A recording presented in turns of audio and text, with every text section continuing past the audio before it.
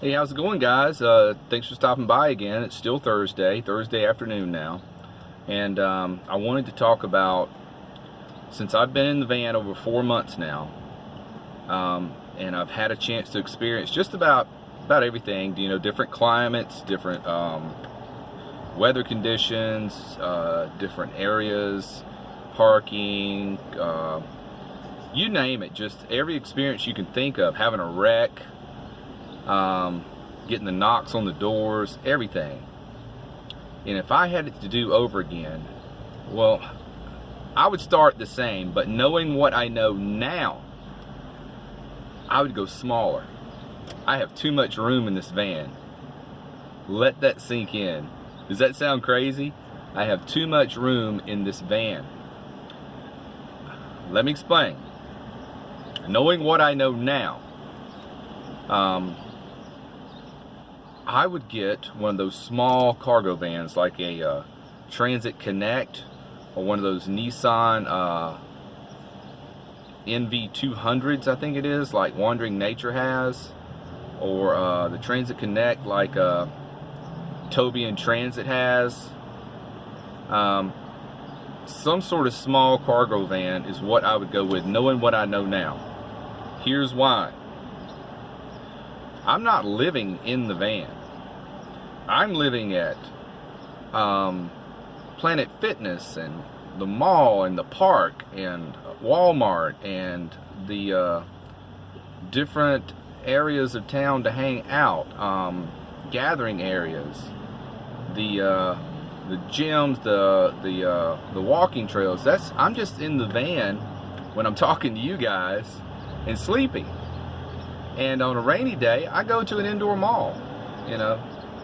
I don't stay in the van that much. In the winter, the first few weeks, I did a lot of sitting in the van in the evening. Really bad on you, just sitting. Really bad on your health to do that. So, I'm out of the van. Got the door open over here. Check this out. Pretty cool, huh? Letting the world in. So, let me get that straightened up. I'm at Walgreens. And I've got a nice little grassy patch on this side of the parking spot with a little shade tree on it. And I was just working on my cooler here, trying to get the thermometer to stick on the inside. I think I finally got that figured out. Suction cups stick great to packing tape, by the way. So I put a piece of packing tape on the inside, then put the suction cups in the thermometer. So far, so good with that.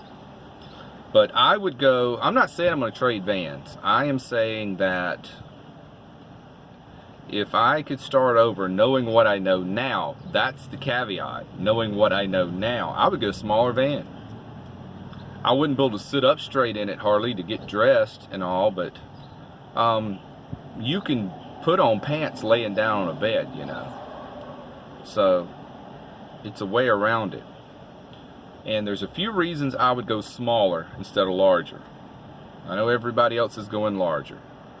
Getting these 24-foot transits and stuff, they're great but if you're single, and I just don't see the need in it. But the reason I would go smaller is fuel economy. I am spending a lot on fuel. I'm riding around more than ever. When you don't have a home to go back to, you gotta drive to get everything. You gotta drive to park somewhere. I'm spending more on fuel than ever. I'm driving more than ever. So the small van would be great on that. Those things get about 30 miles per gallon, maybe more on the highway. The other would be for stealth purposes. Nobody's ever gonna suspect somebody's living in a mini cargo van. That's the last thing they would ever presume by looking at a mini cargo van.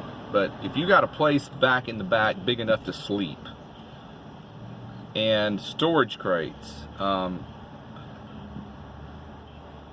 maybe hang your clothes up in a couple of little places like that, you could do it, or I could do it. So, and the money you would save when it came to tires, tires for this van, I just had to buy one, and it was $230 mounted and balanced with a warranty. One tire. You could get a whole set on a little mini cargo van for $400. Easy. That's mounted and balanced everything. And on this one, it'd be $1,000, just about, for these heavy duty HD 2500 tires. So you would spend money on fuel, you'd spend money on oil changes. This thing holds 6 quarts of oil, you know, and oil's not cheap. If I had it to do over again, knowing what I know now, I would go with a mini cargo van. And you're talking about traveling the country for cheap. My goodness, you could go through a tank of gas a day just traveling the country, and you wouldn't spend but maybe filling the tank up, maybe $30. Yeah, tops $30. And with this one, it's $90 to fill up.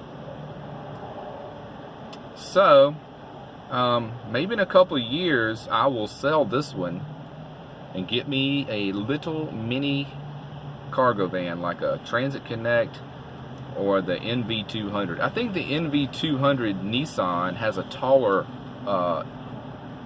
indoor height than the Ford Transit Connect. You know, they used to be tall, and then they flattened them down a lot. But I could move the passenger seat forward and put a bed lengthwise right there, put a twin bed right there, and just have the other side just stacked with crates with my belongings and a place to hang a few button-up shirts and coats. And I could do it for a fraction of the cost that this van is costing. You can get a used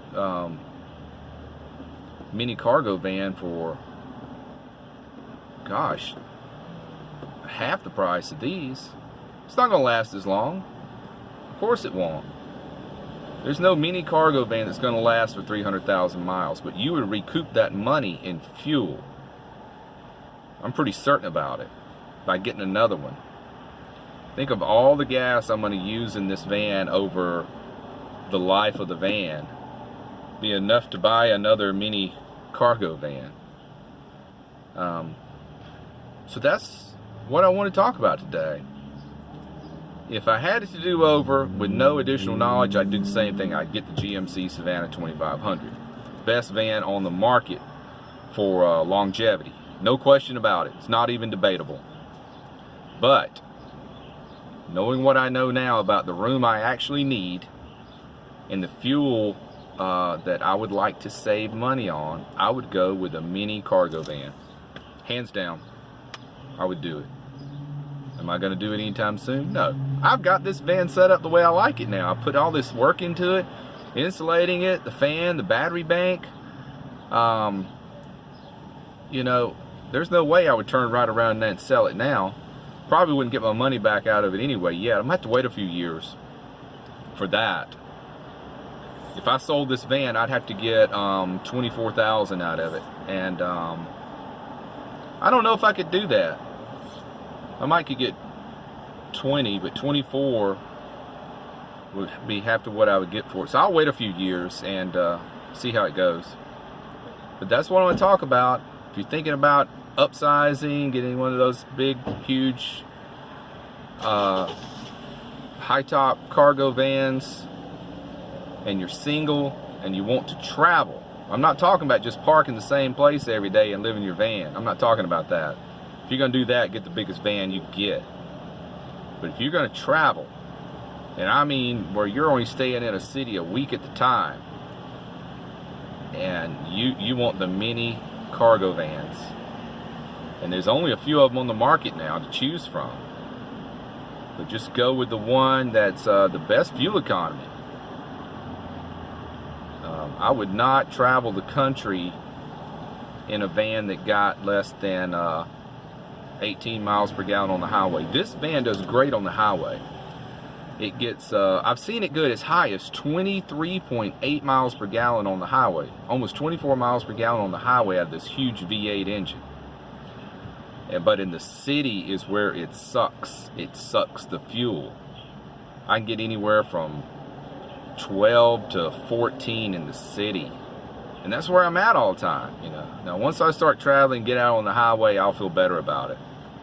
If I get over 20 miles per gallon hauling all this stuff, and out of this this big 4.8 liter V8, getting over 20 miles per gallon, cannot complain about that.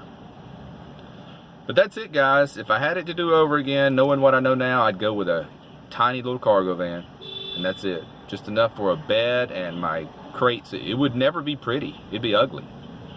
But so what? Just think of all the money that I'd save. So I'm gonna go wake Buddy up, get him out from under the covers, and everybody take care, be well, and click the bell. See you later. Bye.